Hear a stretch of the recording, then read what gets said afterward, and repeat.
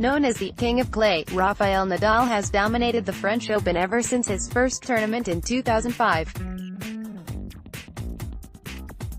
The Spaniard's reign on the clay of Roland-Garros has been unprecedented and has been one of the surest things in tennis history.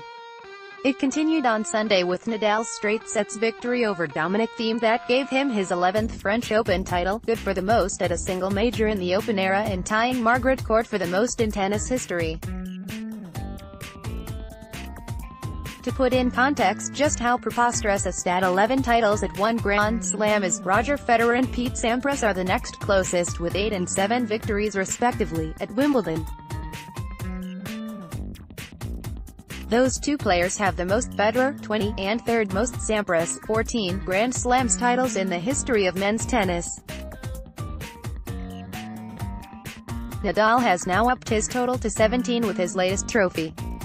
More French Open rep, Nadal wins 11th Roland-Garros crown. Gallup breaks stuff. Not only did Nadal's win pull him another title closer to Federer's all-time slam record, but it also tied him for the most finals appearances, 11, at one major, with all of Federer's coming at Wimbledon. The mind-boggling stats only get wilder from there.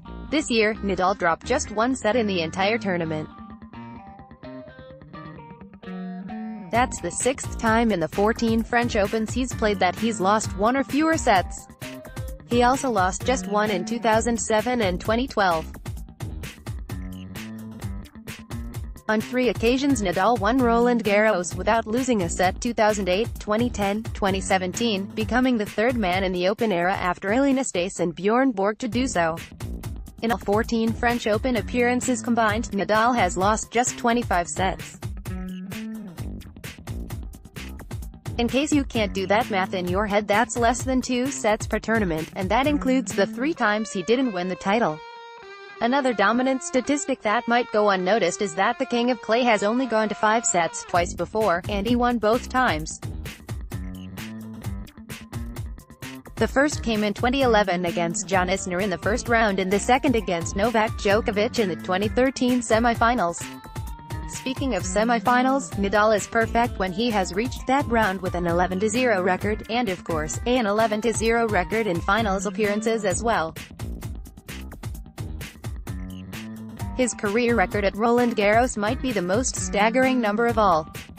Since his first French Open appearance in 2005, Nadal has gone 86-2 with 1 withdrawal. That's 2 losses in 14 years. That record gives him a winning percentage of 97.7 in Paris. The next closest mark for any men's player at a single tournament is Bjorn Borg, who went 51-4 at Wimbledon with a 92.7 win percentage. Nadal's absurd level of success at Roland-Garros is a microcosm of his sheer dominance on clay in general.